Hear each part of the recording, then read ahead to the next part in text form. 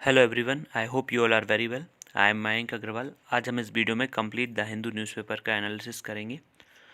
सबसे फर्स्ट जो न्यूज़ है, 46 president of USA Joe Biden, उन्होंने अपना मैसेज दिया है कि वो एक तरह से यूनिटी रखेंगे यूएसए में। और सेकंड जो वाइस प्रेसिडेंट हैं, उन्होंने भी अपनी शपथ ली, जिसमें कि जो कि कमला हैरिस, इंडिया में तमिलनाडु स्टेट से उनकी जो मदर हैं वो बिलोंग करती हैं।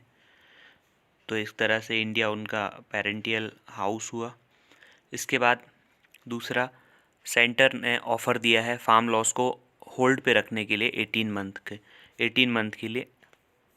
फार्मर्स यूनियन को ऐसा उन्होंने एक ऑप्शन दिया है, जिस पे कि फार्मर्स यूनियन ने अभी तक कोई भी अपना जो है वो आंसर नहीं दिया है।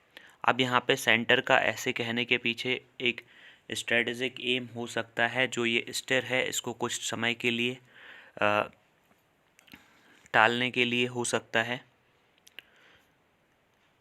इसके बाद बात की जाए तो सुप्रीम कोर्ट जो है, उन्होंने आधार की जो रिव्यू पिटीशन है उसको डिसमिस कर दिया 2018 में। जो आधार बिल था जो 2016 में आया था, उसमें उसको जो है आर्टिकल 110 1A के अंडर जो स्पीकर ऑफ लोकसभा हैं, उन्होंने एज अ मनी बिल उसको जो है वो पास कर दिया था। बिकॉज उस समय पे जो गवर्नमेंट है उसकी राज्यसभा में मेजॉरिटी नहीं थी, तो अगर आधार बिल को जो है वो as a money bill label करके पास किया जाता है, तो उस केस में जो है उसको राज्यसभा से पास करने की कोई बाउंडेशन नहीं रहती है। राज्यसभा से वो ऑटोमेटिकली 14 डेज़ के अंदर जो है वो पास हो जाता है। तो इस वजह से उसको उन्होंने मनी बिल की तरह फॉर्म किया था, तो उसको सुप्रीम कोर्ट में चैलेंज किया गया था, तो जिसमें 5 जज बेंच ने अपना डिसीज़न दिया था, जिसको उन्होंने सही माना था। अब इसके बाद एक पॉइंट ऐसा था जिसमें कि डिसएग्रीमेंट था, जो कि आखिर कैसे जो स्पीकर ऑफ लोकसभा है वो डिसाइड कर सकते हैं एक बिल को मनी बिल। इस बात पे रिव्यू पिटीशन जो है वो फाइल की गई है, जिसको सुप्रीम कोर्ट ने डिसमिस कर दिया है। सिर्फ एक जो जज हैं DY चंद्रचूड़, वो इस बात से डिसेंट करते हैं कि ऐसा नहीं करना चाहिए स्पीकर को। बाकी जो 4 जजेस हैं, उन्होंने जो पिटीशन है उसको डिसमिस कर दिया। नेक्स्ट, हरियाणा में 6 to 8 के स्कूल ओपन किए जा रहे हैं। नेक्स्ट यहाँ पे बात की जाए, Karnataka tops in innovation source index. अब जो कर्नाटका जो है वो लीडरशिप पोजीशन पे है major states category, second edition of India innovation index, जो कि नीति आयोग ने रिलीज़ किया। नीति आयोग जो है उसको प्लानिंग कमीशन के प्लेस पे लाया गया था। It was follows by Maharashtra. Second number पे जो है इंडेक्स में वो महाराष्ट्र है, और तमिलनाडु थर्ड प्लेस पे है। अदर स्टेट्स जो है टॉप 10 में तेलंगाना, केरला, हरियाणा, आंध्र प्रदेश, गुजरात, उत्तर प्रदेश, पंजाब, और सारे के सारे, महाराष्ट्र को छोड़ दिया जाए तो सारे के सारे स्टेट जो हैं वो साउथ के हैं। झारखंड, छत्तीसगढ़ एंड बिहार जो है वो लोवेस्ट है इंडेक्स में। अब कर्नाटका जो है वो वेंचर कैपिटल डील्स हैं, ज्योग्राफिकल इंडिकेशंस हैं, और इंफॉर्मेशन कम्युनिकेशन टेक्नोलॉजी एक्सपोर्ट हैं, और high foreign direct investment inflow है। इसकी वजह से जो है इनकी इनोवेशन कैपेबिलिटीज़ जो हैं वो एनहेंस हो चुकी हैं। बिकॉज ऑफ दैट वो उनका जो नंबर है वो फर्स्ट आया। अब इसके बाद mass mobilization in Punjab for republic day tractor parade. अब यहाँ पे फार्मर्स की डिमांड है कि वो रिपब्लिक डे पे जो है वो ट्रैक्टर्स की परेड करना चाहते हैं, तो उसके बेसिस पे बहुत जो पंजाब से लोग हैं वो यहाँ पे आने वाले हैं। अब यहाँ पे intelligence officials keeping eye on Khalsa aid. तो जो खालसा एड है वो उसको उनके जो हेड हैं, इंडिया के हेड हैं अमरप्रीत सिंह, उनको समन किया नेशनल इन्वेस्टिगेशन एजेंसी ने, उनको क्वेश्चनिंग के लिए बुलाया गया। और इंटेलिजेंस एजेंसी उनको जो है वो रेगुलरली चेक कर रही है। तो यहाँ पे जो है वो खालसा एड जो है वो उसको डिफरेंट सोर्सेज से, अलग अलग कंट्रीज से NIA का ऐसा एप्रीहेंशन है कि देश में अनरेस्ट फैलाने के लिए उनको कोई इस तरह से डोनेशन तो नहीं मिला है। नेक्स्ट यहाँ से ration from anganwadi reach 85% beneficiary. Survey conduct किया गया Delhi commission for protection of child rights ने, distribution of dry ration from anganwadi. तो इसमें 85% ऑफ बेनिफिशरीज़ हैं उनको न्यूट्रिशनल सप्लीमेंट इस मंथ मिले हैं, और ये जो है वो इंक्रीज़ है 44% डिस्ट्रीब्यूशन स्टेटस जो था मई में उससे। अब यहाँ पे जो रैपिड रिस्पॉन्स सर्वे है उसको कंडक्ट किया गया था 12 एरियाज़ ऑफ दिल्ली। उसमें जो रैंडम सैंपल हैं 1267 बेनिफिशरीज़ के लिए गए थे, उससे ये बात पता चली। अब यहाँ पे बेनिफिशरीज़ को अलग अलग चीज़ें जो हैं वो दी गई हैं इसमें। ये जो पिक्चर है, राफेल फाइटर जेट और Jaguar aircraft conduct a fly past during the Republic Day parade rehearsal at Rajpath in New Delhi on Wednesday. तो राफेल जो है उसको भी परेड का हिस्सा बनाया जा रहा है। अब यहाँ पे नेक्स्ट बात की जाए, नेक्स्ट यहाँ पे bio medical waste sites must get authorisation. यहाँ पे बात की जा रही है एनसीबी की, नेशनल एनजीटी की, नेशनल ग्रीन ट्रिब्यूनल। उन्होंने सेंट्रल पोल्यूशन कंट्रोल बोर्ड को ये पूछा है कि इस तरह के जो कॉम्प्लियंस हैं उसको इंश्योर कराएं। तो जो नेशनल ग्रीन ट्रिब्यूनल है उसने डायरेक्ट किया है कि बायोमेडिकल वेस्ट मैनेजमेंट फैसिलिटीज़ हैं in the country to obtain authorisation from the state pollution control board. और सेंट्रल पॉल्यूशन कंट्रोल बोर्ड से भी उन्होंने बोला है कि स्ट्रिक्ट जो है वो कंप्लियंस होना चाहिए बायोकेमिकल वेस्ट मैनेजमेंट रूल्स का, बिकॉज़ ये जो वेस्ट है इसकी वजह से जो है वो काफ़ी हद तक जो वाटर बॉडीज़ हैं, लैंड है, वो पॉल्यूट हो जाती है। अब यहाँ पे बात की जाए, Haryana government moles reopening class 6 to 8। तो यहाँ पे इन्होंने पेरेंट्स के ऊपर ये बाइंडिंग नहीं रखा है कि उनको स्कूल भेजना ही है, बट उन्होंने 6 to 8 के भी स्कूल जो हैं वो ओपन किए हुए हैं। नेक्स्ट यहाँ पे बात की जाए नॉर्थ एंड ईस्ट।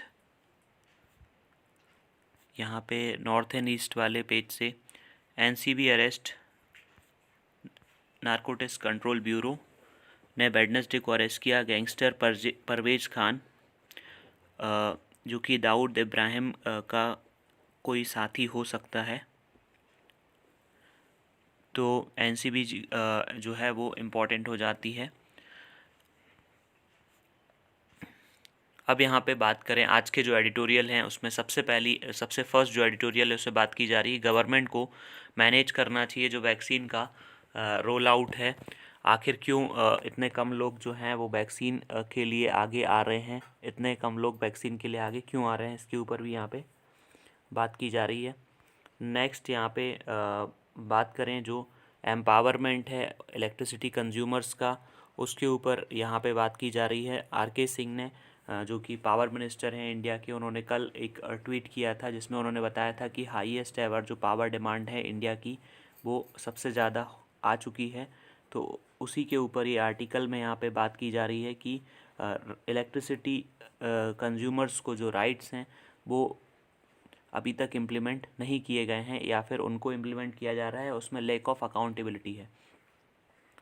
अब यहाँ पे ये जो आर्टिकल है इसका पॉलिटिकल ओरिएंटेशन है, CA steel and farm laws के ऊपर है। ये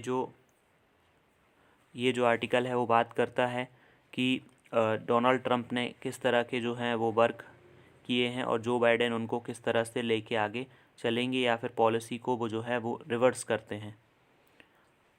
अब यहाँ पे बात की जा रही है चाइना की जो वेस्टर्न थिएटर कमांड है लद्दाख की, उसके ऊपर, और चाइना की जो फोर्सेस हैं उनकी कैपेबिलिटीज़ के ऊपर यहाँ पे जो है वो बात की गई है। आज का जो कैरिकेचर है वो बात करता है जो ममता बनर्जी की पार्टी है टीएमसी, उसके एक मेंबर थे देवेंदु अधिकारी, जिनने जो है वो बीजेपी ज्वाइन कर ली। तो जिसके बाद से ममता बनर्जी जहां नंदीग्राम से फ़ाइट करेंगी वहां से देवेंदु अधिकारी भी फ़ाइट करेंगे। तो इसके बेसिस पे ये बहुत हद तक ये मेन लाइमलाइट में आ गया है, और दूसरा जो बीजेपी और टीएमसी की जो फाइट है उसको इसने एक जगह से साइड में कर दिया है। अब सबसे फर्स्ट जो आर्टिकल है इसको डिस्कस कर लेते हैं। तो government fortnight after it one approval for Covaxin, तो गवर्नमेंट ने 15 दिन पहले ही जो है अप्रूवल दिया था कोवैक्सीन को, लेकिन उसके अप्रूवल देने के बाद अभी जो कंपनी है भारत बायोटेक, उसने अपनी वेबसाइट पे इस बात को रखा हुआ है, फॉर्मली इस बात को इन्फॉर्म किया है कि जो भी वैक्सीन है वो इनएडवाइजेबल है ऐसे लोगों को जिनको किसी भी तरह की एलर्जी है, फीवर है या ब्लीडिंग डिसऑर्डर है। तो अगर कोई जो है वो मेडिकेशन पे है या ब्लड लिया है उसने, इम्यूनिटी जो है उसकी कॉम्प्रोमाइज़ हुई है किसी भी तरीके से, तो उसको ये वैक्सीन जो है वो नहीं लेनी चाहिए। अब यहाँ पे वैक्सीन जो है वो प्रेग्नेंट वुमेन को या लैक्टेटिंग वुमेन को भी नहीं दी जानी है। तो यहाँ पे इसी तरह के जो रिस्ट्रिक्शन हैं वो पर्सपेक्टिव जो कोविडशील्ड के जो लेने वाले लोग हैं उनको भी दिया गया है। तो वैक्सीन जो है वो अब ग्रेटर नंबर में अवेलेबल है और सीरम इंस्टीट्यूट ऑफ इंडिया ने डेवलप की है। तो यहाँ पे जो fact sheet as well as product insert are note that come जो यहाँ पे कोई मैंडेटरी नहीं है सभी के लिए वैक्सीन लेना, लेकिन फिर भी गवर्नमेंट जो है उसको इस तरफ ध्यान देना चाहिए कि ज़्यादा से ज़्यादा लोग जो हैं वो, अभी तो ये फर्स्ट जो प्लेस चल रहा है उसमें जो हेल्थ केयर वर्कर्स हैं उन्हीं को जो है वैक्सीन दी जा रही है। अगर वही आगे नहीं आएंगे और वैक्सीन के जो 2 डोजेज़ हैं उसको नहीं लेंगे टाइम पे, तो आगे बहुत ज़्यादा जो है वो प्रॉब्लम होने वाली है। तो सिर्फ यहाँ पे बात की जा रही है कि according to data provided by health ministry 70% 3 states में 40% से कम जो है वो एक तरह से अभी फर्स्ट ट्रेंच जो था उसमें वैक्सीन ली है लोगों ने। अब यहाँ पे इंडिया जो है वो 7,86,000 लोगों को दे चुका है वैक्सीन जो एलिजिबल थे, और टारगेट उसका 1.4 मिलियन है। तो ये जो है कुछ अर्ली डेज़ हैं, अभी जो वैक्सीन है उसके बारे में लोगों के अंदर कॉन्फिडेंस आने की ज़रूरत है, तभी आगे जो है ये वैक्सीनेशन का कैंपेन सफल हो सकता है। अब हेल्थ मिनिस्ट्री के जो ऑफिशियल्स हैं उनका कहना है कि जो भी एडवर्स इफ़ेक्ट हैं वैक्सीन के इनैक्यूलेशन के बाद वो काफ़ी कम हैं। तो इससे प्रोडक्ट की सेफ्टी के बारे में ये बता रहे हैं, और हॉस्पिटल ने भी इंटरनल कैंपेन शुरू कर दिए हैं। सीनियर डॉक्टर्स को ये बोलना शुरू कर दिया है कि वो जो वैक्सीन है उसको लें, जिससे कि और जो यंग लोग हैं या अदर चीज़ों में काम करने वाले हेल्थ केयर प्रोफेशनल्स हैं वो भी आगे आएंगे और वैक्सीन लेंगे। और यहाँ पे न्यू केसेस जो है उसका भी ट्रेंड धीरे धीरे डिक्लाइन हो रहा है, और टेम्परेरी जो लोगों के अंदर हेजिटेंसी है वैक्सीन को लेके वो धीरे धीरे जो है वो ख़त्म होने वाली है। अब यहाँ पे ये जो आर्टिकल है वो बात करता है कि कंज्यूमर जो इलेक्ट्रिसिटी कंज्यूमर जो हैं उनको किसी भी तरह से एम्पावर किया गया है क्या। दिसंबर में यूनियन पावर मिनिस्ट्री जो है उन्होंने इलेक्ट्रिसिटी रूल्स 2020 को प्रमलगेट किया था दिसंबर में, 2 इयर्स के बाद जब उसको डिक्लेयर किया गया था यूनिवर्सल इलेक्ट्रिफिकेशन। अब यहाँ पे पावर क्वालिटी की बात करें तो बहुत सारी स्टेट्स हैं उनको जो है क्वालिटी सप्लाई नहीं मिलती है। रूरल और स्मॉल इलेक्ट्रिसिटी कंज्यूमर जो हैं वो इससे परेशान रहते हैं, तो कंज्यूमर सेंट्रिक रूल्स लाने की बात की जा रही थी। अब यहाँ पे अर्बन रूरल डिस्टिंक्शन एक तरह से रहता है कि अर्बन जो पीपल हैं उनको इलेक्ट्रिसिटी की सप्लाई जो है वो क्वालिटी सप्लाई देती है, जो ग्रिड है उसमें किसी भी तरह का फेलियर नहीं होता। But at the same time जो रूरल एरियाज़ है वहाँ पे इलेक्ट्रिसिटी की सप्लाई जो है वो अनइंटरप्टेड जो सप्लाई है वो नहीं दी जाती है। यहाँ पे बात करें जो अकाउंटेबिलिटी है, तो lack of rules and regulation, ऐसा नहीं है कि रूल्स एंड रेगुलेशन प्लेस में नहीं है, बट रूल्स तो बहुत सारे हैं लेकिन उनकी जो अकाउंटेबिलिटी है उसको सेट नहीं किया जा रहा है। अब यहाँ पे ड्राफ्ट नेशनल टैरिफ पॉलिसी की बात करें, इलेक्ट्रिसिटी एक्ट अमेंडमेंट की बात करें, या जो बहुत सारी जो कमेटी की प्रोसेसेस होती हैं वो अकाउंटेबिलिटी की कंसर्न को जो है वो एड्रेस उतने हद तक नहीं करती है। अब यहाँ पे जो गारंटी है राउंड द क्लॉक सप्लाई की, तो रूल्स उस पर एम्फसाइज़ करता है। अब यहाँ पे स्टेट रेगुलेशन में मिसिंग है ये। तो automatic compensation payment towards such a guarantee. अब यहाँ पे पावर की जो सप्लाई है वो इनएडिक्वेटली मॉनिटर होती है और कंज्यूमर्स तक जो पावर है वो काफ़ी अच्छे से नहीं पहुंचती। अब गवर्नमेंट की रिपोर्ट है कि उनका कहना है कि रूरल एरियाज़ को 20 आवर्स ऑफ सप्लाई मिली है अगस्त 2020 से। तो यहाँ पे जो एग्जिस्टिंग रेगुलेशन है उसके अकॉर्डिंग जो कंपनसेशन उनको मिलना चाहिए हंड्रेड्स ऑफ करोड़ का, बट जो एक्चुअल अमाउंट है वो सिर्फ जस्ट फ्यू लाख ही यहाँ पे दिया गया है। तो इम्प्लीमेंटेशन और प्रोविज़न काफ़ी अच्छे से नहीं हो रहा है। अब यहाँ पे वीकनिंग प्रोविज़न, दूसरा रूल्स ऐसे हैं कि कुछ केसेस में उनको डाइल्यूट कर दिया गया है एग्जिस्टिंग स्टेट रेगुलेशंस में। तो इलेक्ट्रिसिटी मीटर रिलेटेड अगर कंप्लेन होती है तो रूल्स ऐसा कहते हैं कि फॉल्टी मीटर को 30 डेज़ के अंदर ही देख लेना चाहिए। लेकिन कंपेयर टू दिस कुछ रेगुलेशन जो पहले अलग अलग स्टेट्स में थे वहाँ पे 7 डेज़ के अंदर ऐसा बोला गया था, तो एक तरह से प्रोविज़न को जो है वो वीक किया गया है। दूसरा सिमिलर ऑब्जर्वेशन जो है compensation consumer grievance redressal forum में है। रूल्स कहते हैं कि फोरम जो है वो complain against discom as per existing laws and regulation should be headed by senior officers of the country. लेकिन ये जो रेग्रेसिव प्रोविज़न है जिससे नंबर ऑफ़ केसेस उनको कम कर देगा, बिकॉज कंपनी के अगर सीनियर ऑफिसर खुद ही अपने आप को जो है ट्रायल करेंगे तो उसमें वो कंपनी की तरफ ही एक तरह से रहेंगे। अब यहाँ पे इसको एक तरह से इंडिपेंडेंट रखना चाहिए गवर्नमेंट को। दूसरा रूल्स जो हैं उनको भी फॉरवर्ड लुकिंग नहीं बनाया है। गिवन द गवर्नमेंट जो प्रमोट कर रहे हैं रूफटॉप सोलर सिस्टम को, तो guarantee of net metering for solar rooftop unit less than 10 kilowatt, but there is no 10 kilowatt से अगर उनकी घर पे जो है वो इलेक्ट्रिसिटी का जो है सोलर रूफटॉप पावर वो लगा हुआ है प्लांट, तो अगर नेट मीटरिंग मतलब जितना भी उनका प्रोडक्शन होगा वो प्रोडक्शन अगर एक्सेस में होता है तो वापस से वो ग्रिड में चला जाएगा और उनको उतना पेमेंट जो है वो फ्यूचर में एज ए इलेक्ट्रिसिटी या नेट पेमेंट हो जाएगा। बट उसको गवर्नमेंट ने 10 किलोवाट से ऊपर के लिए नहीं रखा है। लेकिन इससे क्या है, जो बड़े कंज्यूमर्स हैं उनको इससे प्रॉब्लम होगी, वो जो है वो सोलर रूफटॉप प्रोजेक्ट में अपना हिस्सा नहीं बनेंगे। तो गवर्नमेंट का जो प्रोजेक्ट है 100 गीगावाट तक पहुंचना 2022 तक, वो काफ़ी हद तक जो है वो उससे पूरा नहीं हो पाएगा। तो यहाँ पे गवर्नमेंट को जो है वो रेगुलेटर्स इंडिपेंडेंट बनाने की ज़रूरत है। साथ में जो पॉलिसीज़ हैं उसमें जो कमियां हैं वो होने की ज़रूरत है। और जो central electricity authority of India है वो सप्लाई क्वालिटी डाटा जो है डिस्कॉम से ले सकती है और उनको पब्लिकली होस्ट कर सकती है अपने पोर्टल पे, तो जिससे एनालिसिस रिपोर्ट उसकी प्रिपेयर की जा सकती है। तो इस तरह के जो एफर्ट हैं वो लगाए जा सकते हैं जिससे कि चीज़ों को काफ़ी अच्छा बनाया जा सकता है। अब इसके बाद बात करें, यहाँ पे इस आर्टिकल में बात की गई है long shadow of Trumpism. America जो है वो ट्रांजिशन कर रहा है ट्रम्प एरा से डोनाल्ड ट्रम्प एरा से जो है अब जो बाइडेन अमेरिका के 46 प्रेसिडेंट होने वाले हैं, तो अब उनके ऊपर जो है वो नए चैलेंजेस आने वाले हैं। अब यहाँ पे बात की जाए तो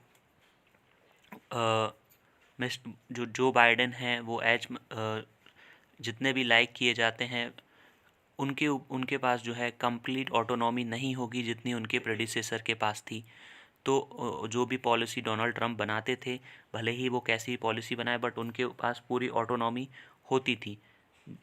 अब यहाँ पे बात की जाए डोमेस्टिकली जो बाइडेन है उनका जो टास्क है वो मिस्टर ट्रंप के सपोर्टर्स तक पहुँचना। अब यहाँ पे बहुत सारे जो मेजॉरिटी ऑफ देम ये बिलीव करते हैं कि जो प्रेसिडेंट हैं वो फेयर मीन से इलेक्ट नहीं हुए हैं। तो इस तरह से ट्रंप का जो सपोर्ट है वो आने वाले टाइम में उनको जो है वो प्रॉब्लम क्रिएट कर सकता है इनिशियल डेज़ में। अब दूसरी तरफ बात करें तो मिस्टर ट्रंप की जो फॉरेन पॉलिसी है, जो बाइडेन की जो फॉरेन पॉलिसी है, उसमें भी जो उन्होंने स्टेटमेंट दिए हैं नॉट ओबामा एरा जो पॉलिसीज़ हैं उसी से रिलेटेड उन्होंने दिए हैं। तो ओबामा एरा जो टेम्पलेट थी वो एक्चुअली वर्ल्ड में वर्क करती है कि नहीं करती, ये देखना होगा। अब यहाँ पे दूसरी तरफ बात की जाए मिस्टर बाइडेन, उन्होंने एम्बिशियस रिस्टोरेशन एजेंडा रखा है जहाँ पे यूएस को वो मल्टीलेटरल इंस्टीट्यूशन जिनसे डोनाल्ड ट्रंप अलग हो गए थे उनमें वापस जोड़ने की बात कर रहे हैं। और साथ में जो अमेरिका में जो है डोमेस्टिक कैपेबिलिटीज़ वो बिल्ड करने की बात कर रहे हैं। और सेक्रेटरी स्टेट जो हेनरी किंगर हैं उन्होंने वार्न किया है कि बाइडेन एडमिनिस्ट्रेशन जो है उनको ओल्ड जो ईरान के साथ न्यूक्लियर डील है उस पर रिटर्न नहीं होना है, जिससे कि अगर वो ऐसा करते हैं तो जो आर्म रेस है वेस्ट एशिया में वो बढ़ जाएगी। और उनका आर्ग्यूमेंट सिंपल है कि ईरान के पास अगर न्यूक्लियर कैपेबिलिटी ग्रो होगी तो न्यू विंडो ऑफ अपॉर्चुनिटी आ जाएगी विद द अब्राहम अकॉर्ड। जो अब्राहम अकॉर्ड साइन हुआ था इज़राइल और जो सऊदी अरेबिया है उसके बीच में। तो अब यहाँ पे फिर अगर ऐसे ही चलता रहा, ईरान को अगर अमेरिका ने जो है बनाने दे दिया न्यूक्लियर कैपेबिलिटीज़, तो आगे चल के जो वेस्ट एशियन कंट्रीज़ हैं वो सभी कैसे न कैसे डेवलप करेंगी और फिर इंस्टेबिलिटी आ सकती है। अब यहाँ पे नेक्स्ट इस पेज पे कोई भी ऐसी इम्पोर्टेंट न्यूज़ नहीं है। गवर्नमेंट का जो कोविन प्लेटफॉर्म है वो जिसमें जिनको भी वैक्सीनेट किया जाता है उनकी डिटेल फिल की जाती है, वो स्लो डाउन हो रहा था कर्नाटका में। कर्नाटका में सबसे ज़्यादा नंबर पे जो हेल्थ केयर वर्कर्स हैं 1.12 लाख हेल्थ केयर वर्कर्स हैं उनको जो है वो वैक्सीन दी जानी है। अब बात की जाए, सुप्रीम कोर्ट ने जो आधार की रिव्यू पिटीशन है उसको डिसमिस कर दिया, इसके ऊपर बात कर चुके हैं। नेक्स्ट यहाँ पे गुजरात में जो ड्रैगन फ्रूट है उसको जो है रीनेम किया गया है एज आ कमलम। तो गुजरात में जो ड्रैगन फ्रूट है तो वहाँ के जो किसान हैं जो कि कच्छ, नवसारी और अदर पार्ट्स जो ग्रो करते थे ड्रैगन फ्रूट, तो जो ड्रैगन फ्रूट है उनका कहना था फार्मर्स का कि उसका कुछ अलग नाम होना चाहिए। तो उसके बेसिस पे स्टेट गवर्नमेंट ने उसको चेंज करके कमलम कर दिया, बिकॉज वो लोटस के जैसा दिखता है। संस्कृत वर्ड है कमलम। अब यहाँ पे जो जो बाइडेन की जो टीम है उसके ऊपर बात की जा रही है। इसमें 15 जो है कैबिनेट पोस्ट हैं और अदर जो है वो कैबिनेट लेवल की पोस्ट यहाँ पे हैं। यूएस को रिव्यू करना है जितनी भी डोनाल्ड ट्रंप की पॉलिसीज़ थी उनके ऊपर। अब यहाँ पे स्टेट का जो FY21 का फिस्कल डेफिसिट है वो पीक पे हिट कर सकता है 8.7 लाख करोड़, ऐसा क्रिसिल का कहना है। और ये जो रेवेन्यू डेफिसिट है वो लास्ट 5 ईयर के एवरेज से भी बहुत ज़्यादा हो जाने वाला है।